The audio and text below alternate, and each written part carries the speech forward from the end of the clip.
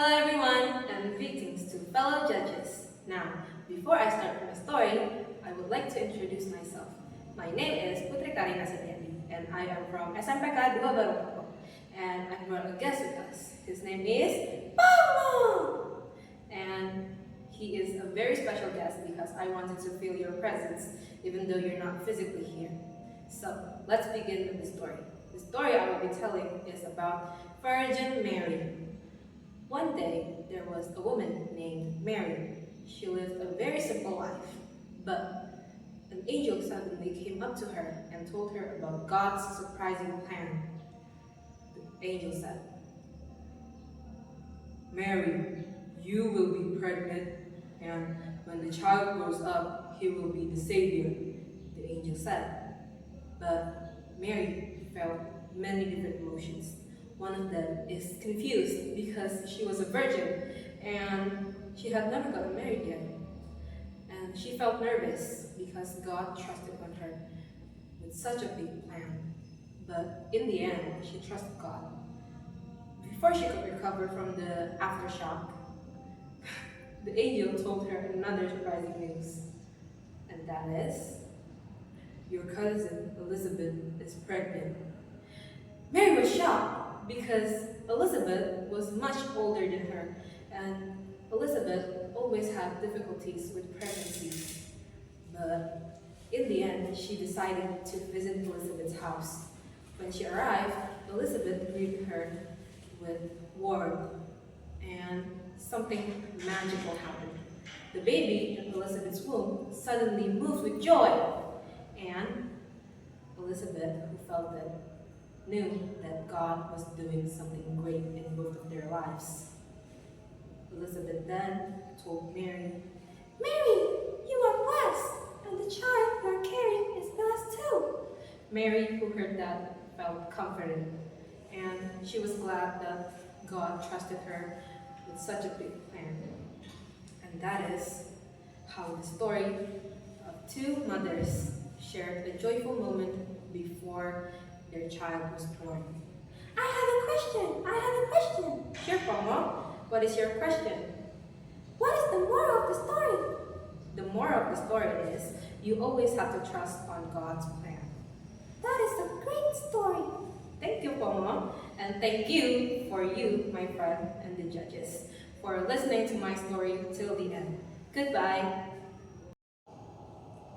Hello everyone, my name is and I'm from SMP-SMA, and I'm very thankful for the chance of me standing here telling all of you my story.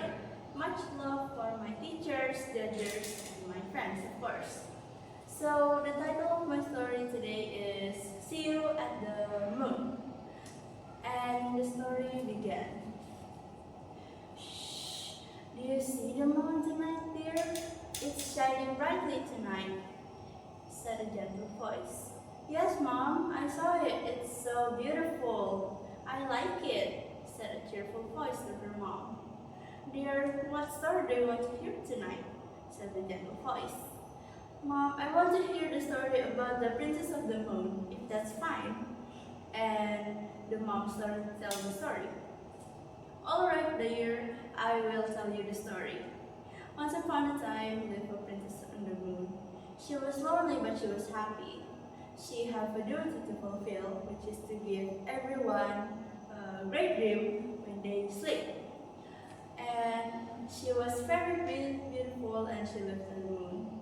She had wings, she had princess dress, and she lived at her own castle. The end, well, that was a great story, and the child was very happy to hear it. Thank you, Mom, for telling me the story. It was very wonderful, said Nicole to her mom.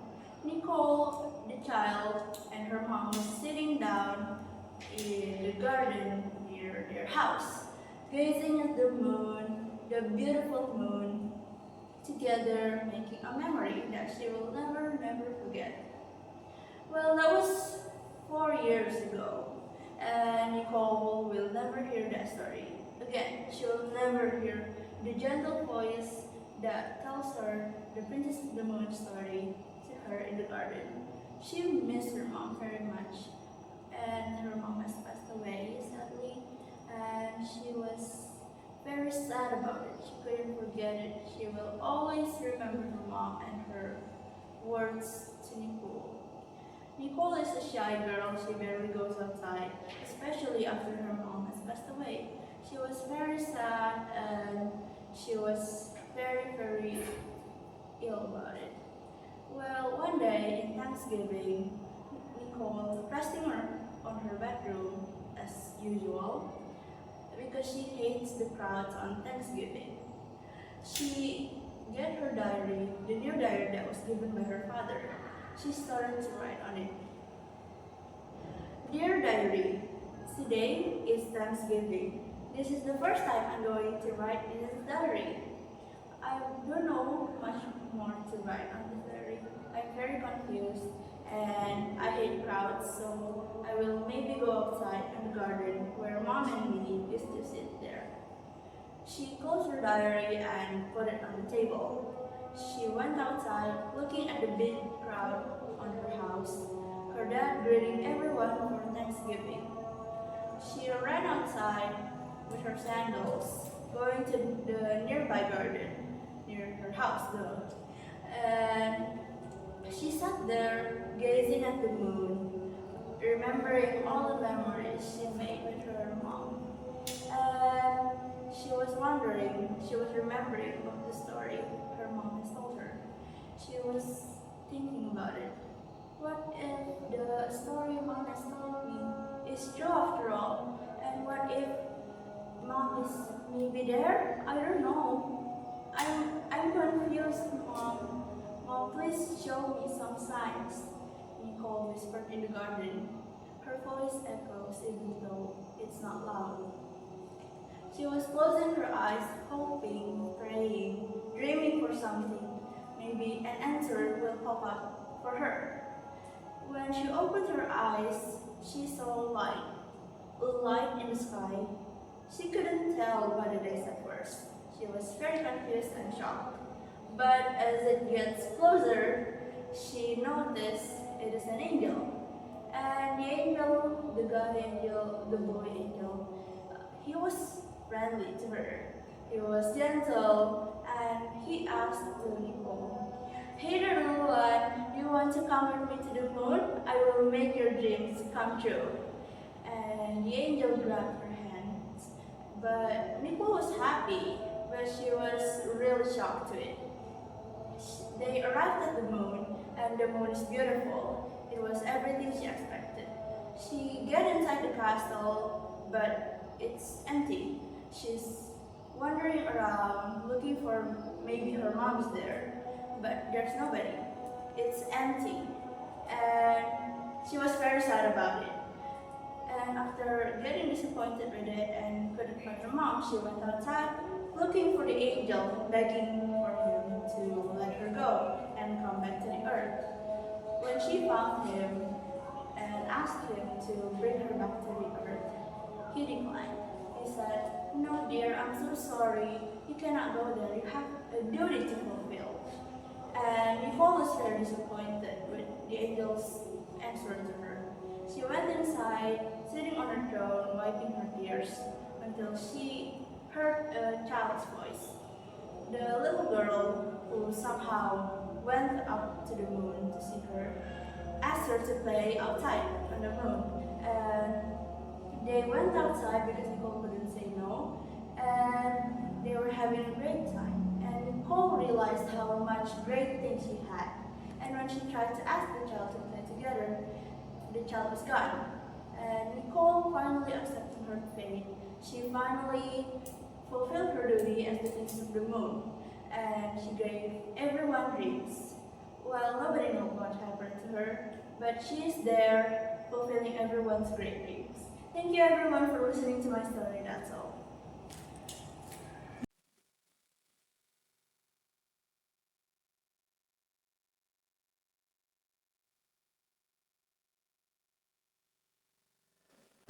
I'm here to tell you all a cautionary tale that originates from Indonesia called Lomba. Now, let's begin.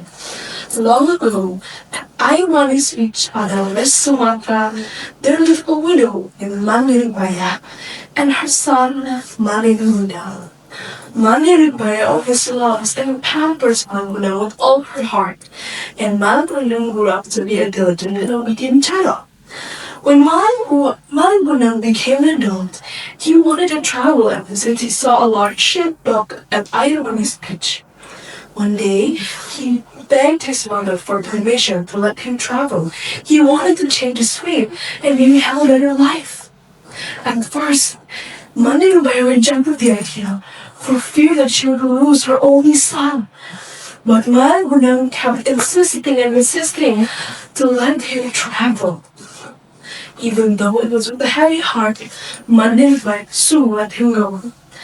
And ever since that day, she could only pray and hope to the gods above that her son would be safe in his travels and come back. She would also always ask every captain that came from the shore. She would ask, "Captain, oh Captain, how is my son?" For years, Mandirubaya soon grew old and had a hunter on back. But she never stopped asking. She never did. She always wanted to know how her son was. One day, as per usual, she went by to the shore and asked the captain, "Captain, oh Captain, how is my son?" And for once, she received an answer that made her smile a little bit brighter than usual. "Your son? Ah, Marimunda, I haven't heard much of that boy. But I did hear he married a beautiful girl from a wealthy nobleman. Could you believe that? Marimunda marrying a wealthy noble girl. What a story." And Marimunda was relieved that her son was doing alright. One day, on an especially bright day, a big and majestic ship was found docked at the beach. All of the villagers were surprised at who came out. It was my freedom, and there was a woman beside him, a woman that was also beautiful and elegant. Presumably, that's his wife. Before any of the village elders or chiefs could have a chance to greet him, Mandirubaya burst into a crowd and hugged her son oh so tight for fear something would happen to him again. "Mandirubaya, my boy, how have you been?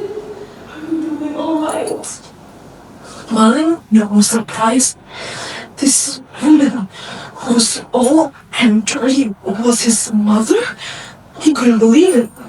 But before he could even think of saying anything, his wife spat out. "Malir, is this woman your mother? How could you lie to me? You said your wife was a wealthy nobleman like me." Hearing his wife's struggles, Mangunang pushed Mandirubaya away, and he shouted harshly, "Who are you? You are not my mother!" Hearing those harsh words, Mandirubaya stumbled back and asked, "Maling, my baby, it's me, your mother." But Mangunang didn't care anymore, for all that mattered was his reputation towards his wife. So he shouted once more, "Go away, crazy woman! You are not my mother! My mother is not like you, poor and dirty!" Hearing these words, Mandirubaya soon fainted on the ground. All the other villagers whispered to each other, "How could Mangunang do such a thing?" But none of them would help Mandirubaya. Soon, when Mandirubaya woke up again, she saw the beach was empty, and from afar she could see Mangunang's ship sailing further and further away.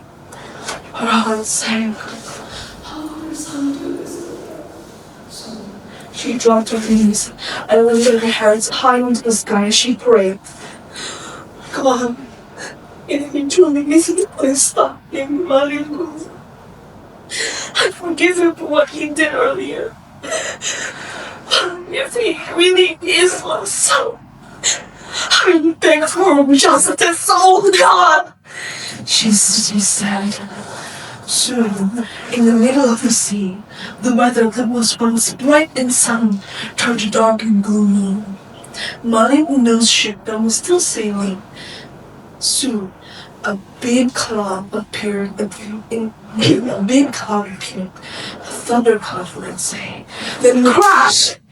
My widow's ship was hit by a thunderbolt and is shattered into pieces. The day passed, and morning light soon came.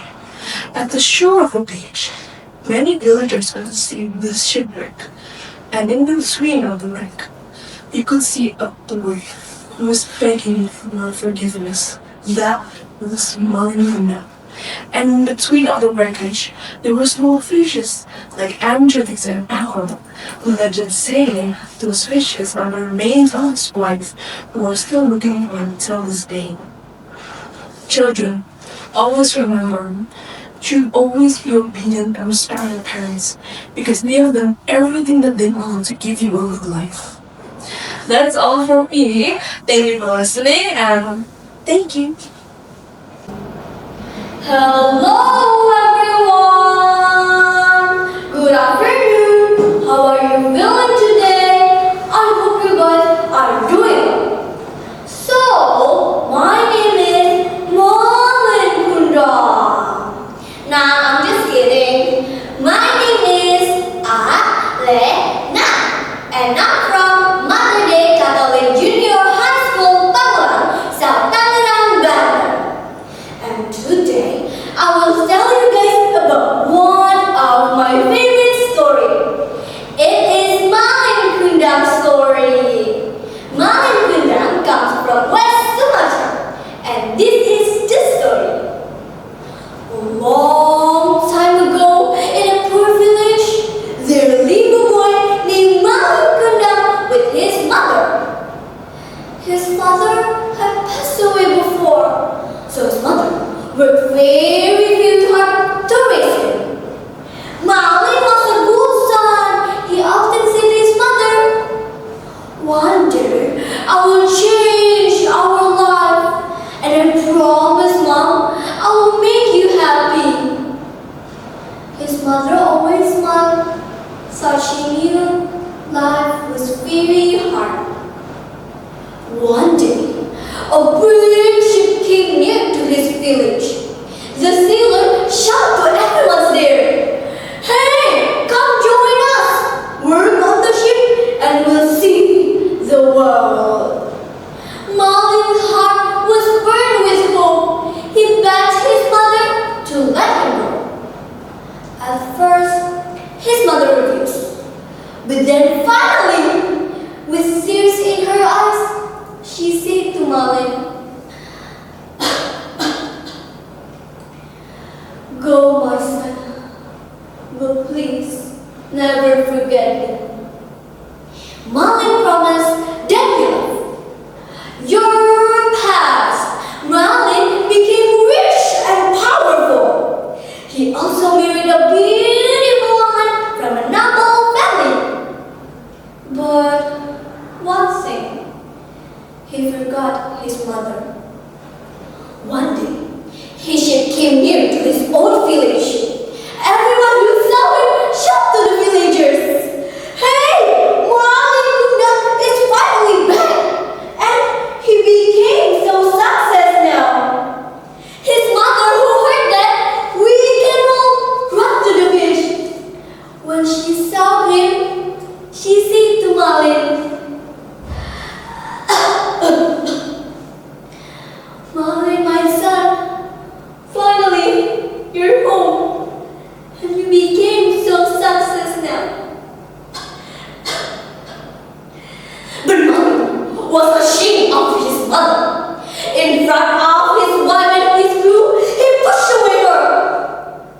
And he said to his mother, "No, no, you are not my mother. My mother will never be so poor and ugly like you. No, no, she is not my mother. No." The word cut like a knife. His mother, heartbroken, she fell to the ground, crying, and raised her hand to the sky. "Oh God, if he's truly my son, please punish him for his cruelty." Suddenly, the skies grew dark, the wind and the storm crashed, and Malin tried to run. But the curse was faster. Suddenly, his skin turned stiff, his skin hardened, and in moments, he became a stone. Even today, people say we can still see him by the sea, frozen in regret, as Batu Malin Kunda. Okay guys, so after we heard that story, did you know what's the moral message of Malin Kunda?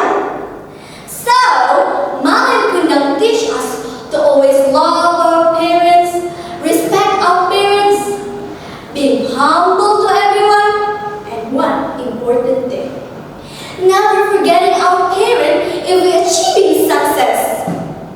Okay guys, so from now on, let's love our parents, respect our parents, being humble to everyone, and never forgetting our parents who raised us. Okay guys, so that's all for me. Thank you.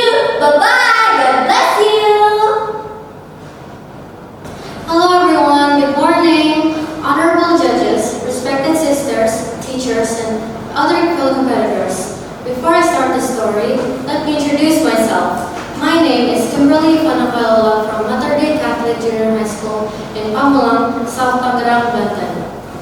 Now I'm standing here and I will tell you a story that's called Timun Mas. Long ago, there lived a poor widow who stayed alone on the edge of a forest.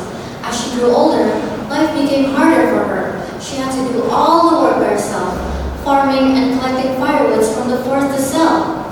Every night, she often reflected on her own fate and felt lonely. One night, as usual, when she was praying, God, if only I had a child, my life wouldn't be so difficult. A child can help me with my work and take care of me when I'm old. Unbeknownst to her, her wish was heard by a powerful green giant, the ruler of the forest. By coincidence, the giant passed by her house while he was hunting.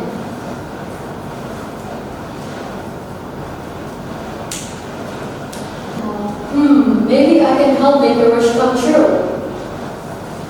Hearing the thunderous voice, the widow was shocked. Seeing the terrifying figure peeking through the window, she almost fainted from fear.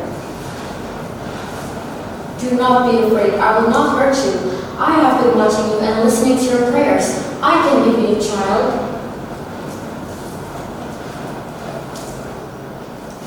Is that true? Of course. Then how can I have a child? I'm on my own. The giant explained that long ago, he had stolen a magical golden cucumber from the kingdom of heaven. If the widow planted and cared for it, the cucumber could grant any wish. If she wished for gold, the cucumber would grant gold. And if she wished for jewels, it would bear jewels. And if she wished for a child, the cucumber would give her a baby. Excited, she agreed to plant the seed immediately. But there is one condition. Please, whatever it is, I'll do it. I'll do anything. If the child is a boy, he will be mine. And if it is a girl, you may raise her, but you must give her to me as my food when she is older. The widow hesitated for a moment, but her desire for a child was stronger than her fear. In the end, she did agree. The next day, she planted the magical seed and took care of it every day. Soon the plant bore fruit. To her surprise, when the cucumber was opened, a baby girl was inside. She named the baby Timun Mas. The widow was happy but also worried, remembering her promise to the green giant. When the giant did find out that the baby was a girl, he allowed the widow to keep her for a while, saying that she was still too small to eat. Few years passed. Every 5 years, the giant would return, but the widow always asked for more time. 20 years later, Timun Mas had grown into a beautiful, kind, and diligent young woman. She brought happiness into her mother's life. One day, the green giant returned, furious. Now I have come to collect my promise.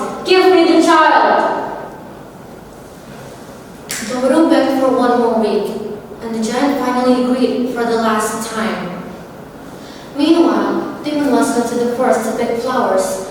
There, she met an old man who turned out to be the king of heaven in disguise. When he heard her story, he gave her a small bundle containing cucumber seed, salt, and shrimp paste. Use this wisely to save yourself when the green giant chases you. A week later, the giant returned, but the widow's house was empty. Tingulmas and her mother had fled. The green giant angrily chased Tingulmas. When the giant was close, Tingulmas threw the cucumber seed. Instantly, a thorny forest grew. Though injured, the giant managed to pass through. Next, she threw the salt. It turned into a fast sea, separating them. Still not giving up, he uses his magic to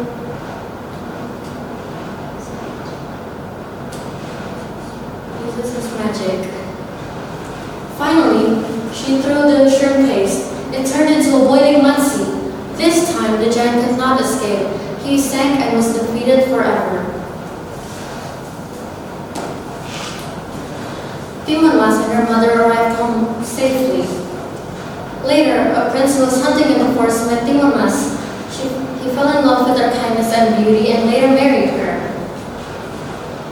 Tingulmas lived happily with her husband and mother for the rest of her life. The end.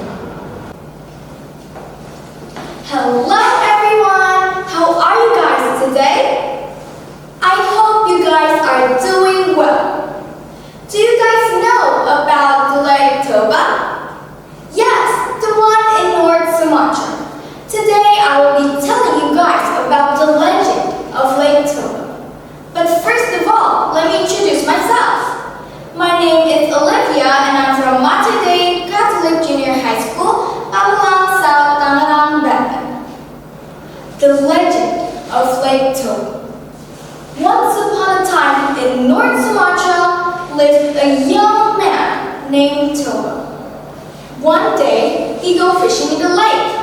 He waited a long time and suddenly he caught a big and a fresh golden fish. So he went home. At home, he was very surprised because the fish could talk. "Please, don't eat me," said the golden fish. "Who are you? How can you talk?"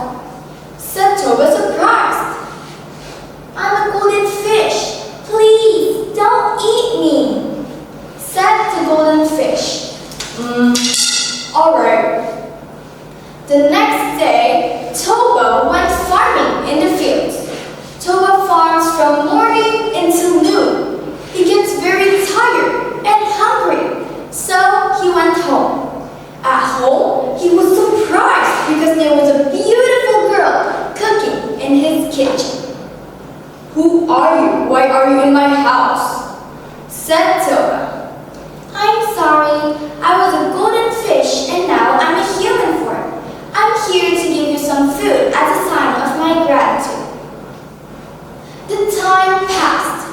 Toba and the beautiful girl got married and had a baby named Samoset. When Samoset was 7 years old, he was very lazy, stubborn, and mischievous. One day, "Samoset, may you please deliver this food to your dad? Mother was busy," said Mother to Samoset. "No, Mom, I want to play," snapped Samoset. "What's wrong with you, Samoset? He's your father. He was hungry." Because his mother is mad, he had no choice but to deliver the food to his dad. On the way to the fields, he eats his father's lunch little by little until the remaining few. When Toba opened the lunchbox, it was empty. "What? Where's the food?" said Toba. "I'm sorry, Dad. I was hungry, so I eat it," Samoset answered with anxiety. Toba felt really upset with his son, and suddenly he he said something that was rude and forbidding.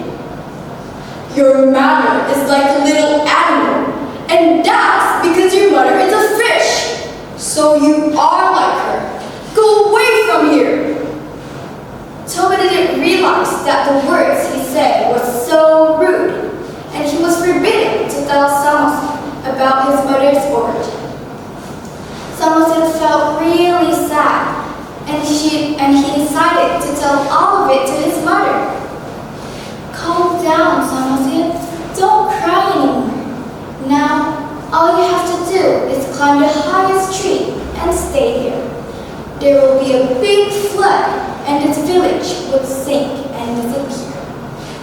Samoset went away, and he climbed the highest tree in the village. His mother felt really sad. She decided to suicide by jumping into a lake. Suddenly, the sky was getting dark. Not so long after that, the rain fell down. It was a great rain. The thunder and the lightning were so scary. Tobo was surprised by that disaster. He cannot save himself. And Samoset, although he climbed the highest tree, he still cannot escape the great disaster. And then a small island appeared in the middle of the lake called Samoset Island, and the village that was submerged became a large lake, and the lake was named Lake Toba. So, after hearing that story, do you guys know what's the moral value? So, the moral value of this story is to always keep your promises, because a broken word can lead into a great disaster. Control your anger, because words spoken with hate can never be taken back.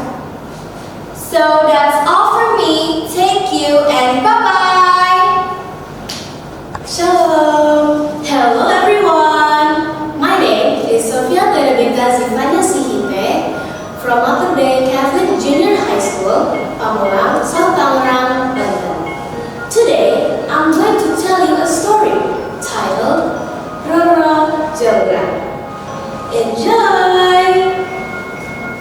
Once upon a time, there were two Hindu kingdoms, Pengging and Kraton Boko. The Pengging kingdom was led by a king named Prabu Damarmoyo, who had a son called Bandung Bondowoso. Meanwhile, Kraton Boko was led by a cruel and easily angry king. It turned out he was a giant and a man-eater too. He was named Prabu Boko. However, Prabu Boko had a very beautiful daughter named Roro Jonggrang. Prabu Boko wanted to take over the Pengging kingdom. He wanted to be the strongest king in the land. I want to reform and have control over the Pengging kingdom. I want to be the strongest king in this land. No one can beat me. Ha ha ha ha ha! Then the war between Pengging and Kraton Boko happened. The result, Prabu Boko died in that war. He was killed by the Pengging knight named Bandung Bondowoso. Roro Jonggrang was so sad. Oh, my dear father, why did you leave me here?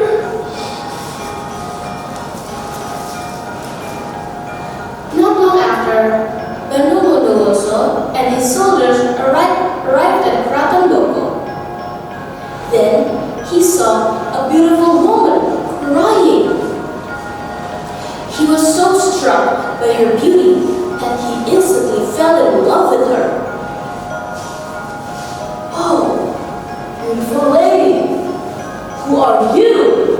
I'm Bandung Bondowoso from Pengging Kingdom.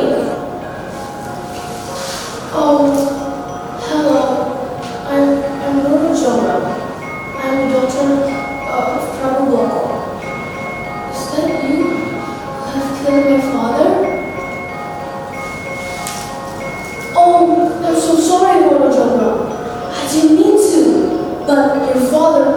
my kingdom. Your father started this war. Lord Jongrang was just silent. But then, Bandung Bondowoso said something unexpected. Lord Jongrang, would you be my queen, please? What? What did you say? Lord Jongrang was very shocked. She didn't want to marry her father's killer, no. She wanted to refuse, but she was afraid that Bandung Bondowoso would be angry at her.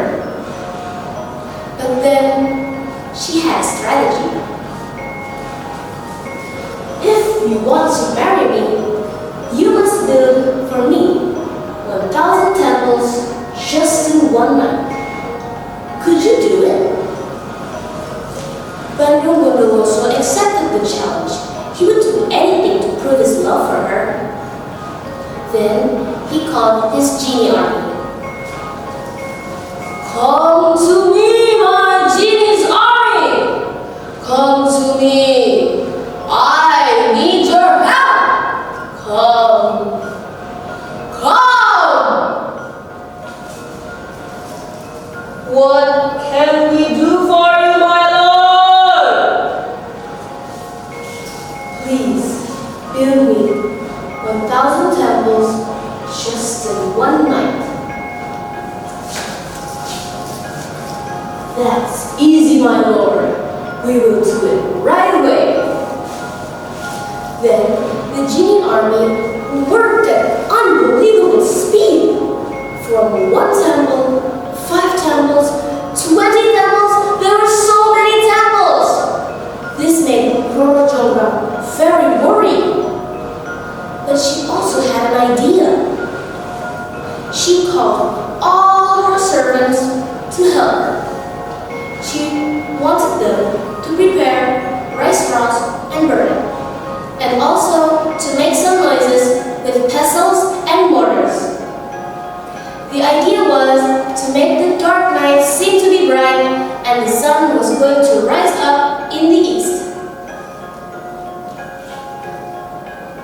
Oh, look! Morning is coming! Come on, we have to go! Come on, hurry, hurry! The genie army left the site because they thought morning had come. Bandung Bondowoso was very upset. But he realized that Lord Jongrang had tricked him. Lord Jongrang, I have built 999 temples.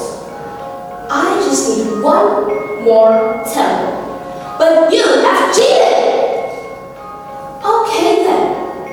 You wanted 1,000 temples, right? The 1,000 temple will be you!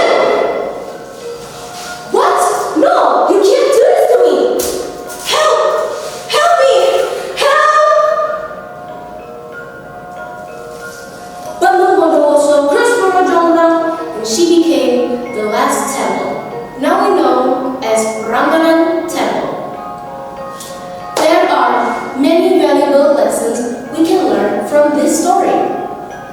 From Raboboko, we learn that we should not be arrogant, selfish, stubborn, or greedy. We should be grateful, love peace, live in harmony, avoid violence, and avoid war. And also, from Bandung Bondowoso and Lord Jongrang, we should realize that love cannot be forced. We must respect each other's boundaries, and we must be brave in the truth, be honest, be sincere, and be forgiving. That's all for this story. I hope you enjoy it. Thank you for your kind attention, good people. Shalom. God bless us. 100 years. Seems like a long time, does it not? Well, if we look through a clock, it may seem like a long time. But if we look at it through a small spark blooming to become a big fire, then it only takes just 1 second. Honorable judges, my name is Niputu Dewi Gita Arimbawa from Mother Day Pamulang High School, and today I will tell you the story. No, the history of this congregation, of the Sisters of Our Lady Virgin Mary. But first, we must travel back in time to 1822 in the cold place on northern Holland in Amersfoort. There lived a very wise figure named Father Matthias Wolf, accompanied with Saint Julie Billiard. Together, they determined to educate and help every people around the world that is in need of help. Nuns, I hear those cries and I hear those prayers. We must answer them. People who are in need of shelter, homes, food, and education needs to be answered. And I hear a calling from God, from Our Lady Virgin Mary, that we must help those people. And so from there, Father Matthias Wolf and Saint Julie Billiard made a congregation named Soeurs de Notre Dame, or as we call them today, Sisters of Our Lady Virgin Mary. But it didn't stop just in Amersfoort. In 1926, a figure named Mother Philomena received a letter from a distant land. My dear sisters, I have received a letter from Probolinggo. They are in need of our help. They are in need for a spirit of sacrifice. They are calling out to us, and we must answer them. But sisters, how do we go there? Probolinggo is so far, and there's only so much of us. Well then, Sister Oda, you and 6 other nuns will board the PC Hoof and go to Probolinggo. Go and answer their help and their needs. Guide them to our kindness and love of Our Lady Virgin Mary. And so they arrived in Probolinggo in the year of 1928. There, they studied their cuisine, their culture, the way they speak, and even the way they bath. In Probolinggo, those sisters learned many things. But one of their mission was to help those people who are in need. And so for their first mission, they built a boarding house for Japanese girls who are in need of home and education. But their journey was not that steady, because in 1943, a war between Indonesia and the Japanese soldiers came crushing. The nuns and the sisters were scared. They hear cries of people, "Oh God, help, there is war! Help, the Japanese soldiers will take me!" But they themselves were scared. And so they stayed in the coven and prayed to God that the war will end soon. Sister Oda and other Dutch nuns were held by the Japanese soldiers. Only Indonesian nuns and 4 novices stayed together, hiding and praying that the war will end. And sooner or later, it did. And so from 1945 unto this day, the congregation didn't take a break. It didn't just go on a vacation. It continued on their journey. And so, from Amersfoort to Probolinggo into the many islands of Indonesia, the congregation grew bigger. And now they even ventured far onto the Philippines. Ladies and gentlemen, honorable judges, in this story we can learn that with hope, determination, and love and guidance from Our Lady Virgin Mary, we can do anything. This is not just history. This is a story of hope and love.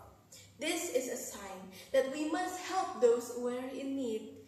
And this is a sign that we must stay strong to achieve what we can in the future. Thank you. Action. Good evening, judges and friends.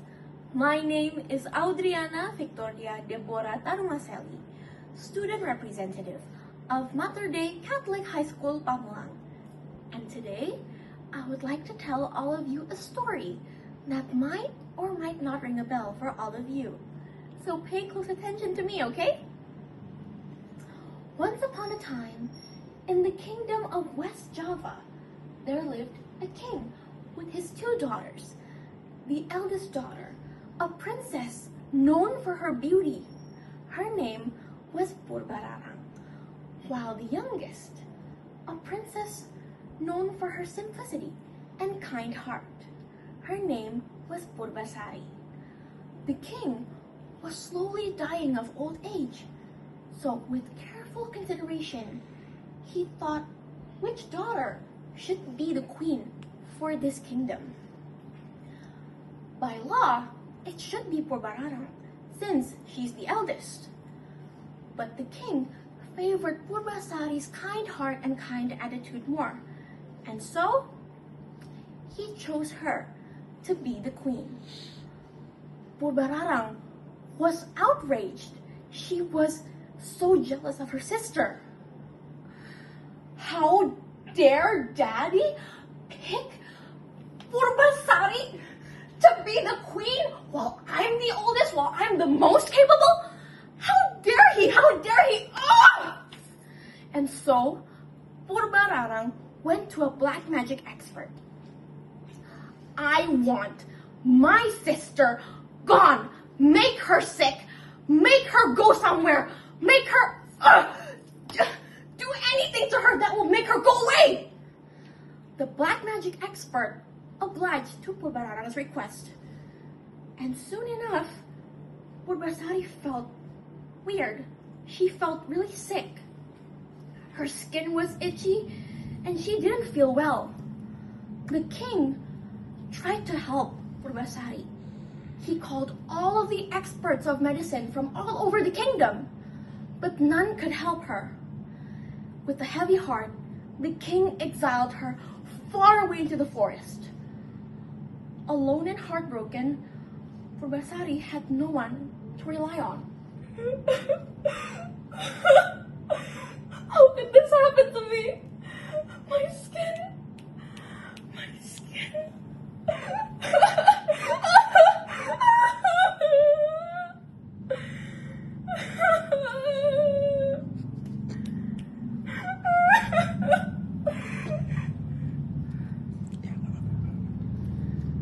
What?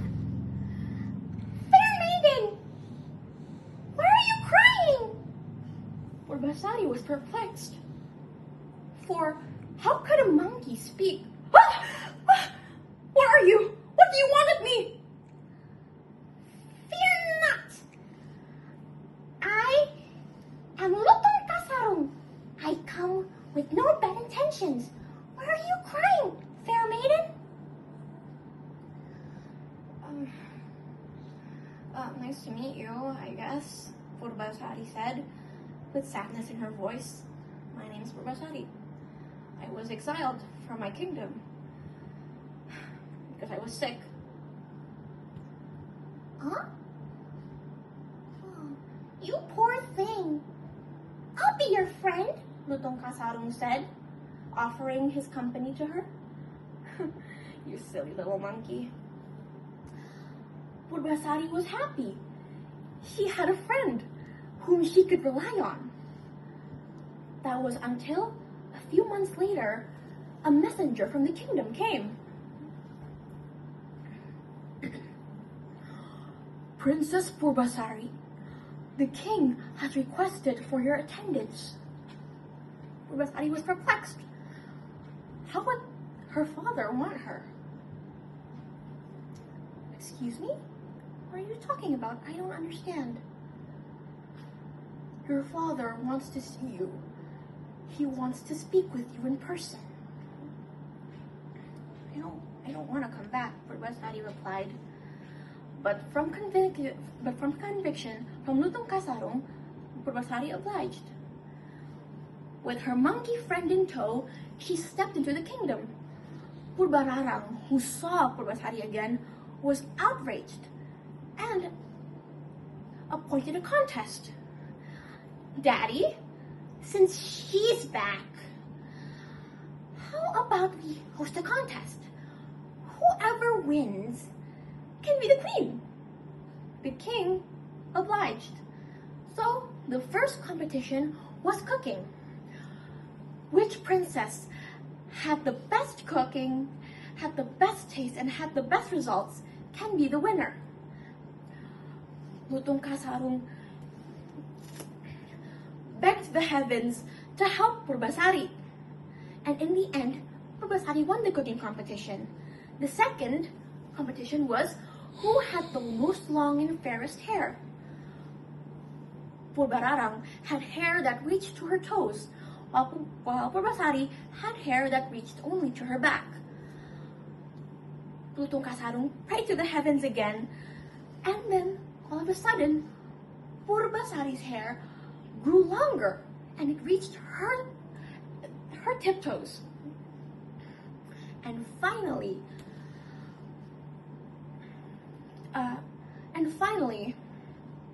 for the last competition was who had the best suitor. Purbararang came in with her suitor. Her suitor was strong, handsome, and tall, while Purbasari came in with a simple monkey. This is whom I'll be marrying, Purbasari said, happy. Purbararang laughed at Purbasari. Oh my goodness, how could a princess like you marry this thing? Lutong Kasarung was very, very offended. He prayed to the gods, and all of a sudden, Lutong Kasarung turned into a handsome prince. Purbasari was surprised, and so was Purbararang. And in the end, Purbasari won the competitions. Purbasari was appointed queen, but she didn't exile Purbararang anywhere. She forgave Purbararang for what she did. And that's how the story ends. Just like the people at SMP-SMA community that value who people are from their hearts and not from their appearance. The people of SMP-SMA community strive to share kindness and love to all who need it. Thank you for listening to my story. Am I at the right place? Let me check my coordinates. Greetings everyone! My name is Jovena Bernice. I'm a proud 11th grader representing SMA Mater Dei Pamulang. Now, you might be wondering, why is an 11th grader standing here looking like an explorer? Well, let me tell you something.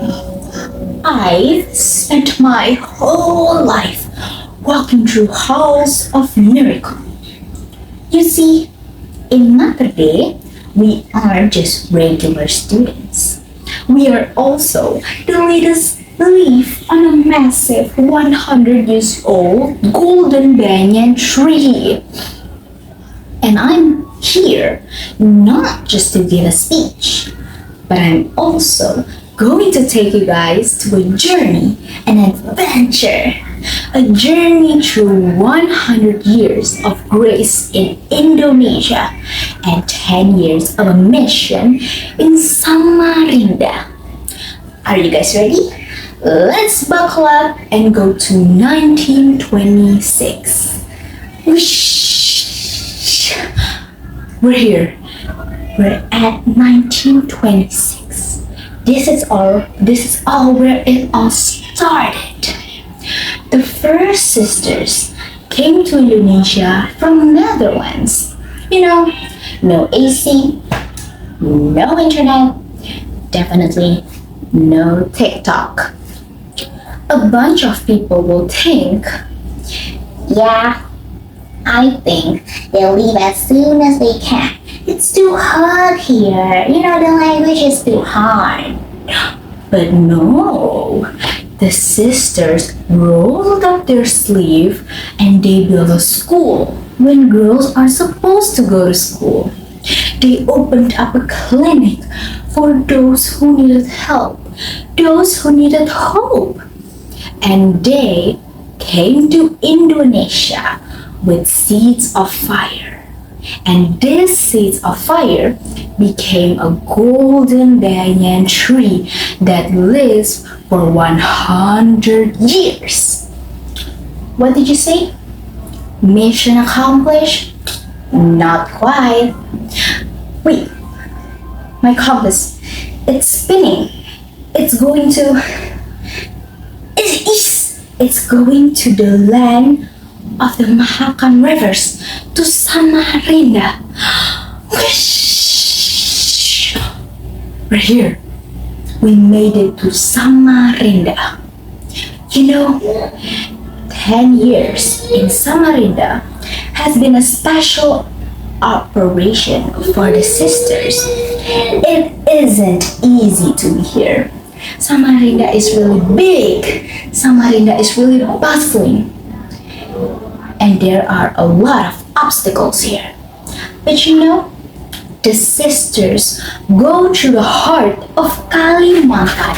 They search for kids who needed a future, families who needed a home, a hand for help.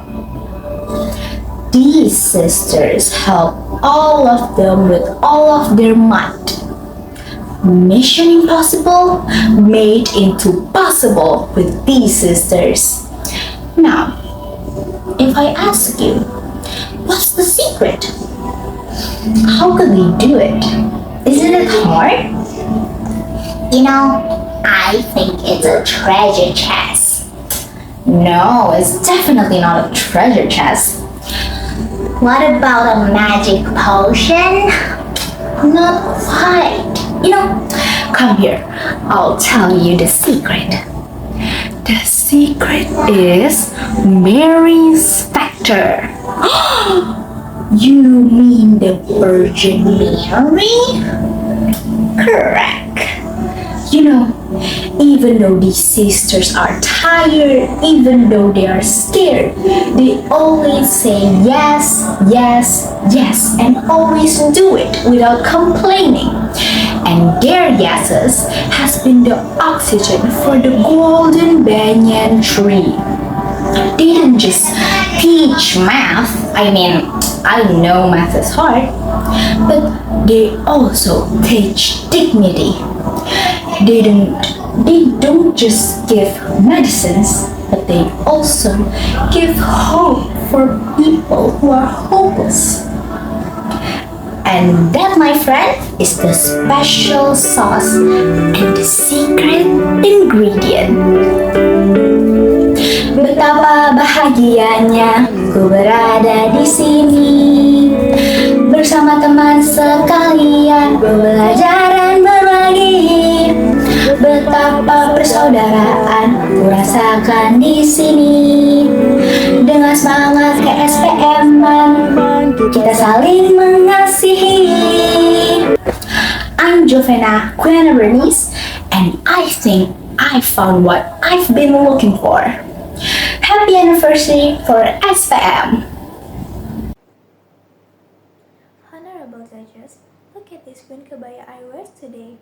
It's the color of a deep forest and the lush islands of our ancestors. Today, I'm Claudia Belazevania from Mater Dei Pamulang. I'm not gonna tell you a story from far away. I'm gonna tell you a story from Chilebes. It's all started from one of the kingdom in Chilebes. There is such a beautiful princess named Tandampali. Her beauty was like a morning mist, but sometimes the beauty can bring a storm to her. One day there is a skin disease. It's through her skin. Her skin becomes so pale and full of wound. Her father was so worried that day. Then Tandampali covered her skin with a white silk. Then she talked to her father. Father, let me go to the forest. What is this?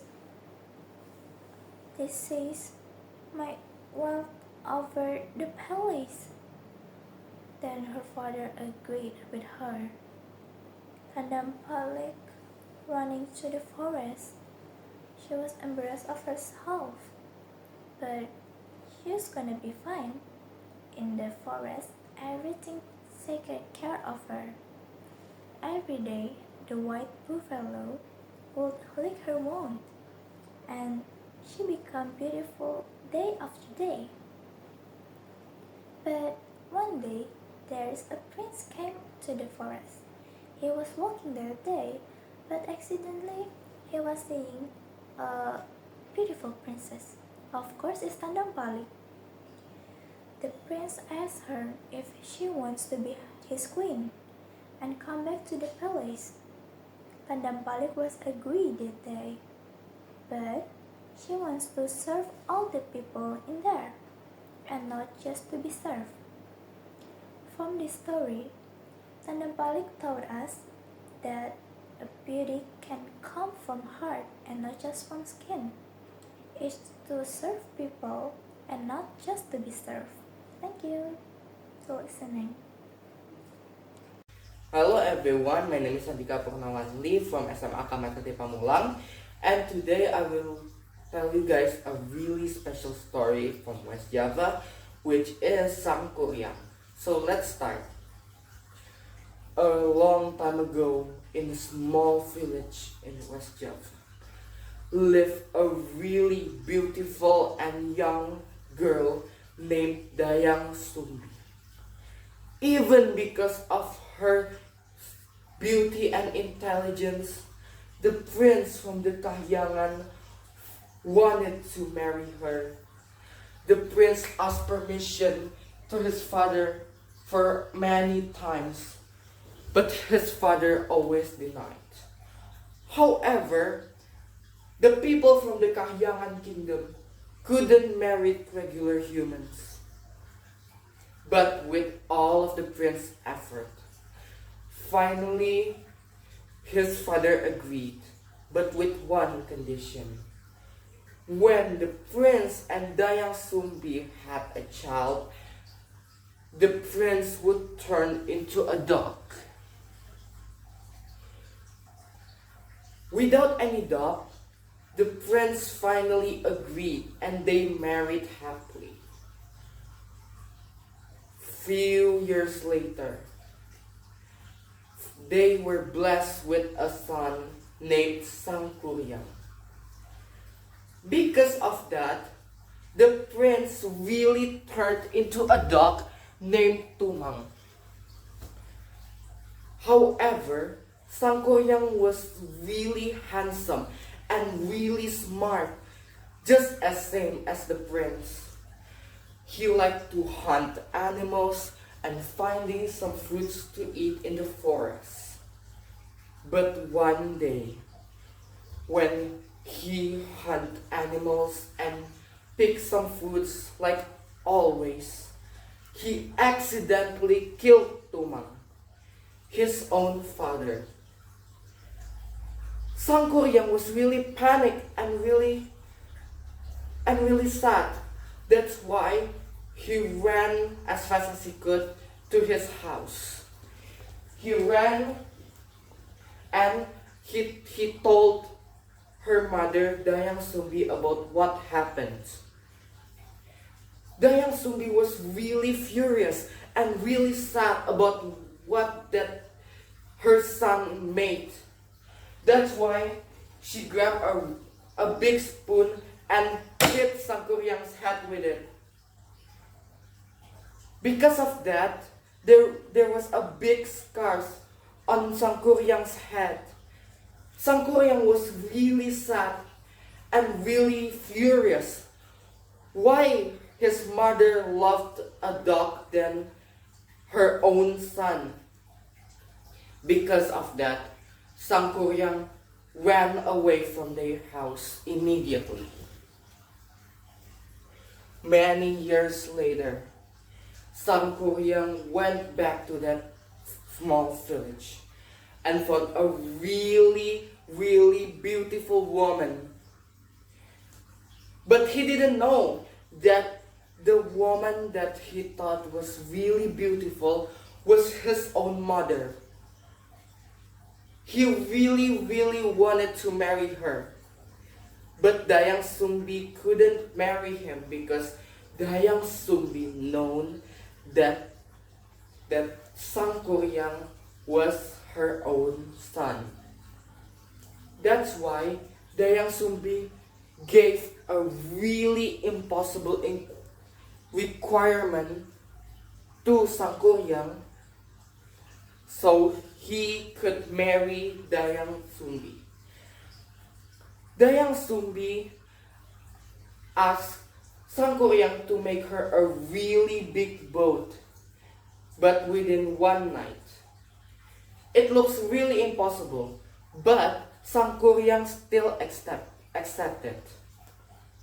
Sangkuryang then called all of the genies to help him, and then he tried really best, and with the help of the genies, when the time was almost done, Sangkuryang finally almost finished the boat. Dayang Sumbi looking at this, she was really panicked and immediately called all the women in the village and then waved them and then asked them to wave a really, really long red scarf. So as if looks like the dawn was breaking. Because of that, many farmers rose to the new day, and the cock crowed, "Cuckoo, cuckoo." Sangkuryang, looking at that, thought that the morning has begun, so he failed to finish that boat.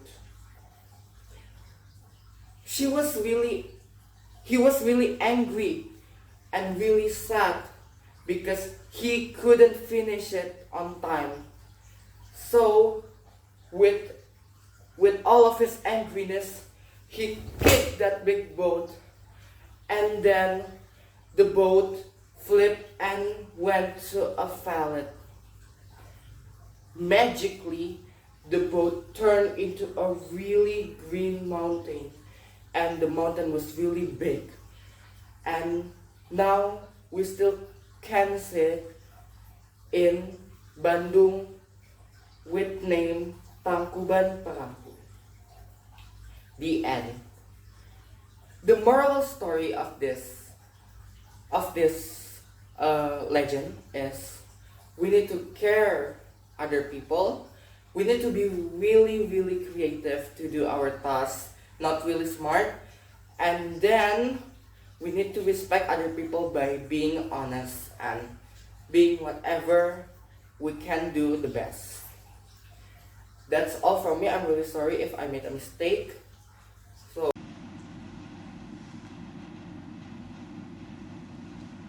Have you ever looked at a school uniform and wondered where it all began? Why do we wear this uniform every day? Why do schools like ours even exist? Well, I think that sometimes we worry too often that we forgot something very important. This uniform is not just a fabric. It represents a story. A story about people who believed that education could change lives. A story about people who were willing to serve others even when they had very little. And like many great missions in the world, that story began with something very small. Not with a round of applause, nor with a spotlight, but with a quiet moment when someone decides to do something good.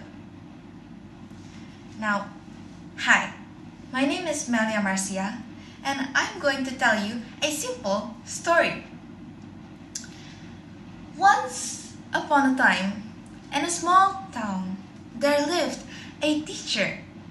This teacher is not famous, not someone powerful or genius, just someone who believed that every single child in the world deserved a chance to learn. And unfortunately, at that time, many children in the town didn't go to school. Now, you might be wondering why. That's very obvious. Because some of them needs to go to work. Some of them couldn't afford books. And some of them just think that, well, education's not for them. But that one particular teacher thought otherwise. One evening while walking home, the teacher looked at the quiet street and wondered, what if things could change? What if even one child could have a better future? So, the teacher decided to do something small. Yes, she started something very simple. A classroom, a wooden table, and chairs that didn't even match. Now, the first day, only 2 children came to her class. And yes, you heard me right, it's 2 children. Some people laughed about it, of course. 2 students? Can you even call that at school? But the next week, there were actually 3 students. Then 5. Then 10. Day after day, the teacher taught them how to read, how to write, and how to think. But most importantly, do you know what she actually did? She told them how to believe in themselves. And eventually, years passed. That one single small room actually became smaller. More children came. More families believed in the idea of the school. So, the community helped build a bigger classroom. Then another. And another one. So, before anyone could actually realize it, that one single little room has actually become a real school. Generations of children studied there. Some became doctors, some became teachers, some even became leaders in their community. And every time someone asked where it all actually began, people would smile and say, it all actually happens in a small classroom with someone who believed in me. Isn't it beautiful? But here's the most beautiful part of the story. One of the very first students, remember the first 2 children who came, actually grew up and became a teacher too. Not because someone forced them to do it, but because they remembered what it felt like when someone actually believed in them. So, they traveled to another town, a place where many children still had no opportunity to study. And just like the teacher before them, they started with something very simple. You're right. It is a small room, a wooden table, and a few chairs that didn't match. And lastly, with 2 students. So you see, goodness has a strange way of growing in people. A small act becomes inspiration, while inspiration becomes courage, and courage becomes change. Now, sometimes we think that world only changes through big actions, right? Through powerful people, through great inventions. But honestly, often the biggest changes in the world begin with something much smaller. A simple decision, a brave step, a heart willing to serve others. Because when someone plants a seed of hope, they may never ever see the whole tree grow or bloom. But one day, somewhere, someone will sit under its shade and be grateful that someone planted that seed there. And that story that we have just heard is not only a simple story. It reflects a real mission that began long ago and continues till today. A mission carried by the Sisters of the Blessed Virgin Mary, or SPM, From small beginnings, their service and education has reached many places and many lives, including mine. And today, we give thanks for their journey. A journey that has now reached 100 years in Indonesia and 10 years in the Samarinda province. A mission that actually reminds us of one simple truth. Great works often begin with something very small, just like a seed. Thank you so much. Am I at the right place? Let me check my coordinates. Greetings everyone. My name is Jovena Bernice. I'm a proud 11th grader representing SMA Mater Dei Pamulang. Now, you might be wondering, why is an 11th grader standing here looking like an explorer? Well, let me tell you something. I've spent my whole life walking through halls of miracle. You see, in Mater Dei, we aren't just regular students. We are also the latest leaf on a massive 100 years old golden banyan tree.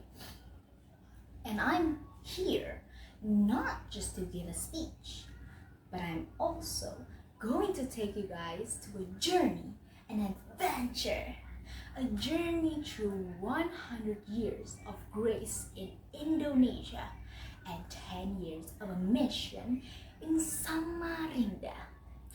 Are you guys ready? Let's buckle up and go to 1926. Whoosh! We're here. We're at 1926. This is all where it all started. The first sisters came to Indonesia from Netherlands. You know, no AC, no internet, definitely no TikTok. A bunch of people will think, Yeah, I think they'll leave as soon as they can. It's too hard here. You know, the language is too hard. but no. The sisters rolled up their sleeve and they built a school when girls are supposed to go to school. They opened up a clinic for those who needed help, those who needed hope. And they came to Indonesia with seeds of fire. And these seeds of fire became a golden banyan tree that lives for 100 years. What did you say? Mission accomplished? Not quite. Wait, my compass, it's spinning. It's going to east. It's going to the land of the Mahakam rivers, to Samarinda. Whoosh! We're here. We made it to Samarinda. You know, 10 years in Samarinda has been a special operation for the sisters. It isn't easy to be here. Samarinda is really big. Samarinda is really bustling.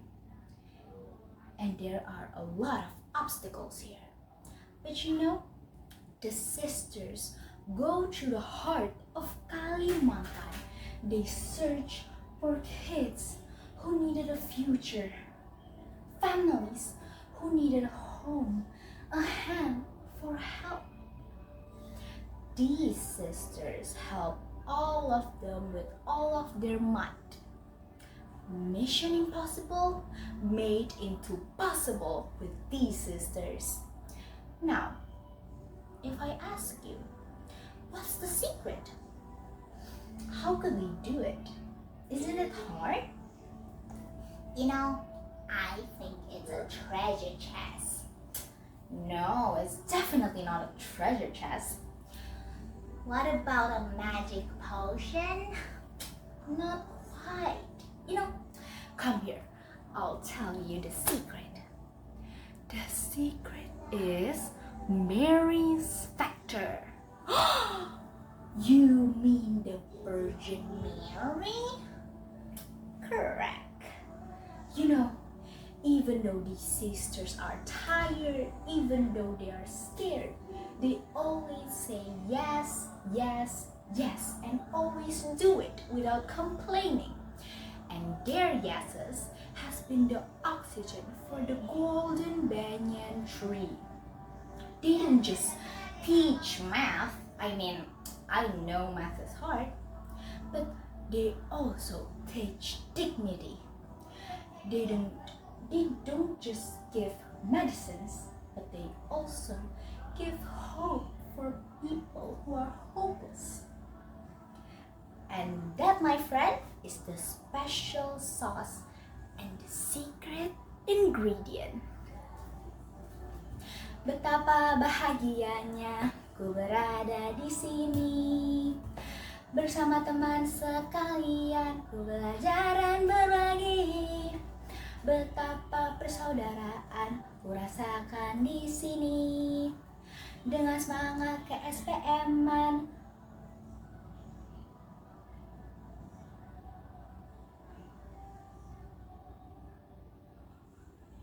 Kita saling mengasihi. I'm Jovena Quiana Bernice, and I think I found what I've been looking for. Happy anniversary for SPM!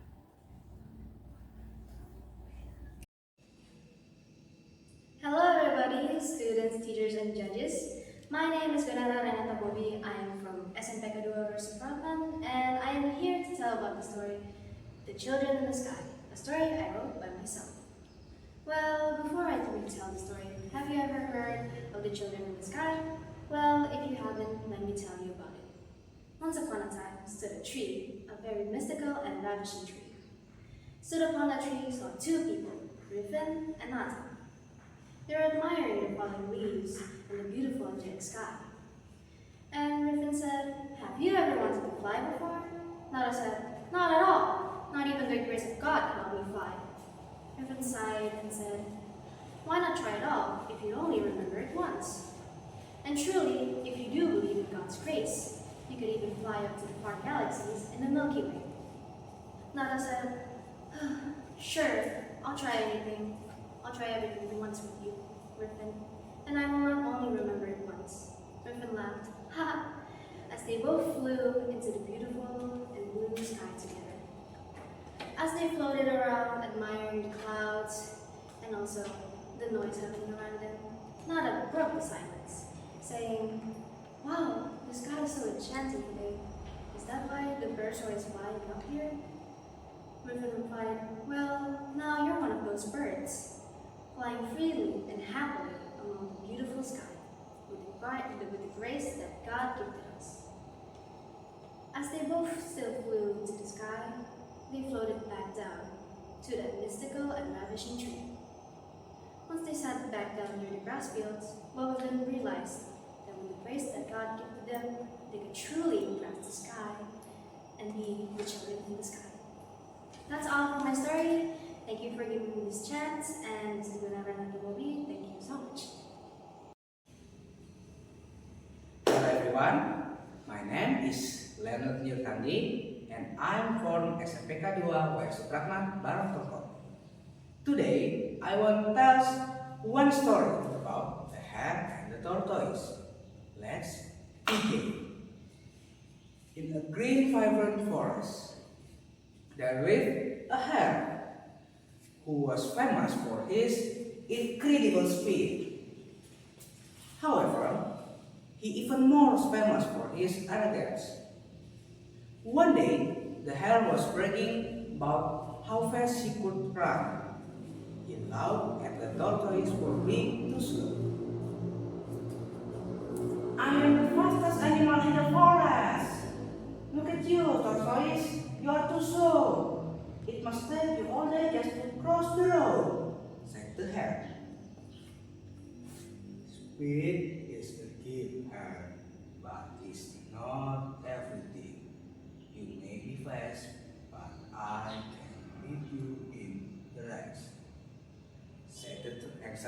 tortoise. The hare fell over Loki. With me? You? Impossible!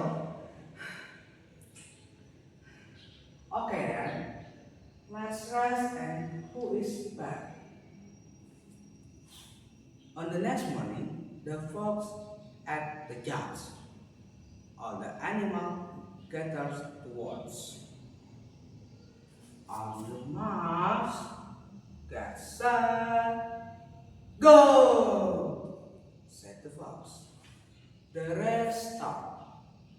The hare darted ahead and was almost out of sight in seconds. He stopped and looked back.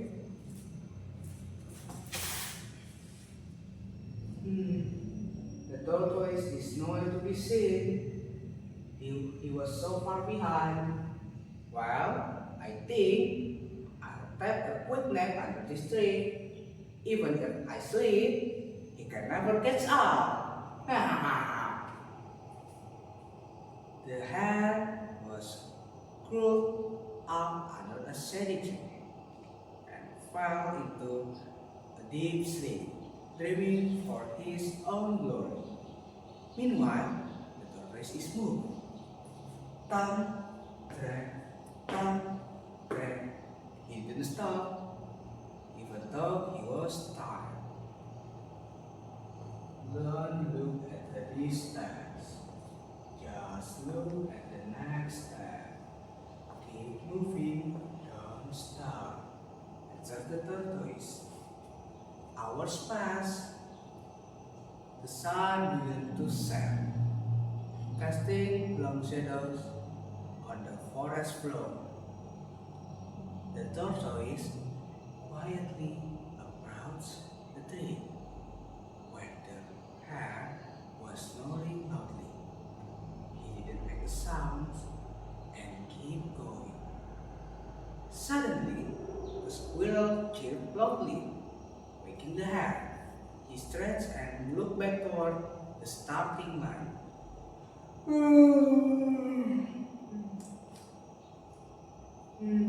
Still no sign of food.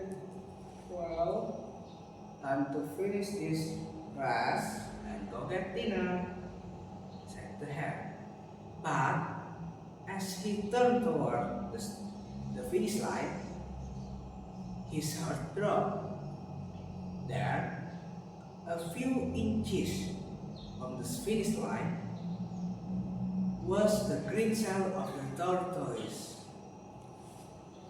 No, this can't be, said the hare. He ran with all his might. His paws pounced the ground like drums.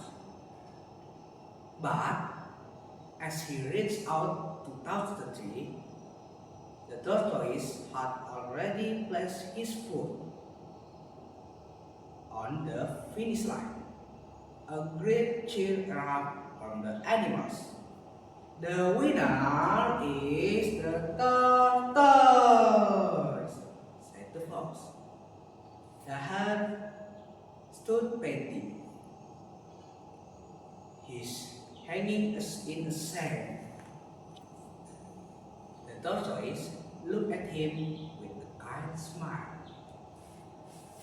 You see, my friend, having ability to run is not everything. If you don't have the heart to keep going,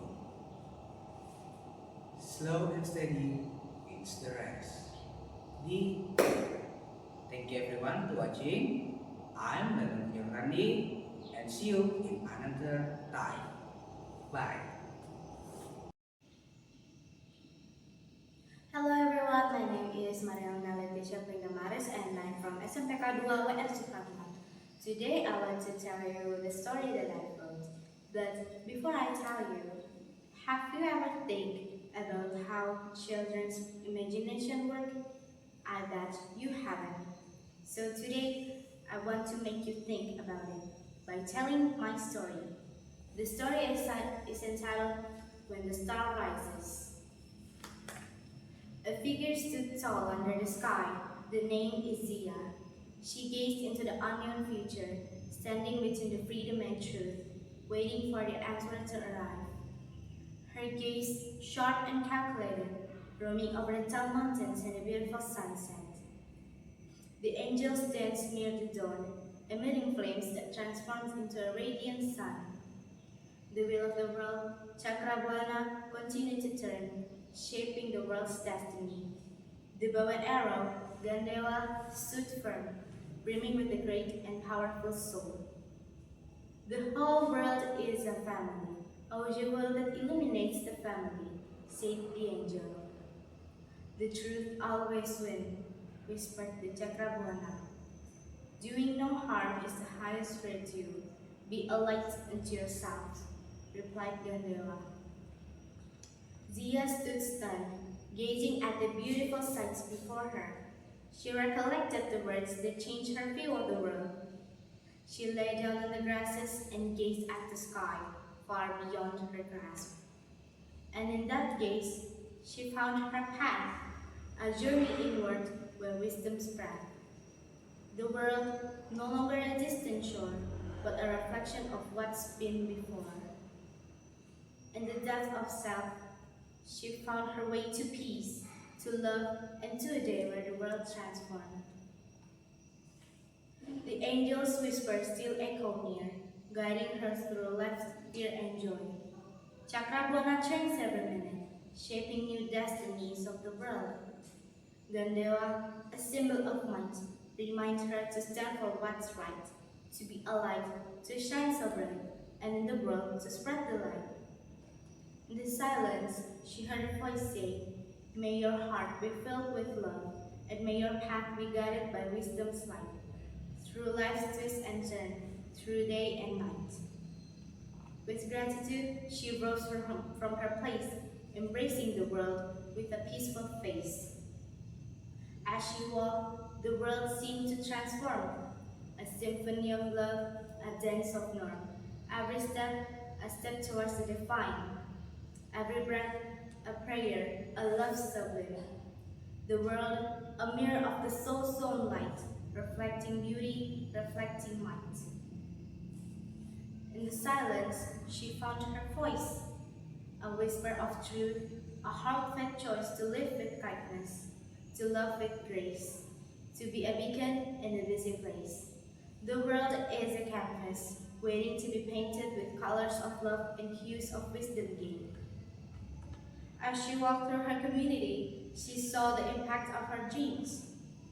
Elderlies are enjoying better healthcare, children are eager to learn, and entrepreneurs are investing in the future.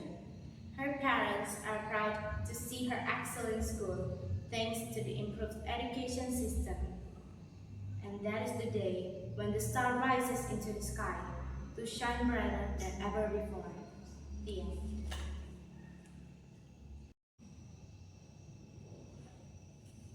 Hello everybody here who's watching this video right now. Today I will tell you about my story titled The Day He Arrived. But before I continue, let me give you guys an introduction about myself. Hello everyone, my name is Mendia Octavia Gunawan and I am a student in SMP-SMA 2 Perawan, Tahun. Let's get started, shall we? In one particular village, they hadn't seen rain for months. The earth was dry, the ground was cracked, and the river had nearly dried up. Each morning, they looked at the sky, praying for even the smallest cloud to arrive. And the farmers had nearly lost hope because of the river almost dried out. One afternoon, a stranger quietly walked into the village and spoke gently to everyone he met. He helped an old man carry water, he shared his bread with a hungry child, and listened to the village's sorrows, worries, and despair. And then they spoke about the dry fields, which he simply said, sometimes hope arrives before rain. One particular night, dark clouds scattered around the village, and rain finally began to fall as thunder rolled across The villagers ran outside, filled with joy and happiness amongst them, smiling with each other happily. As one morning came, they looked around to find the man, but he wasn't there. They didn't even know who he was or where he had came from. But of course, they never forgot the day that he helped them with the rain. They called it the day hope arrives before the rain. Sometimes in life, action speaks louder than words. Thank you. That's all for my story today. Bye.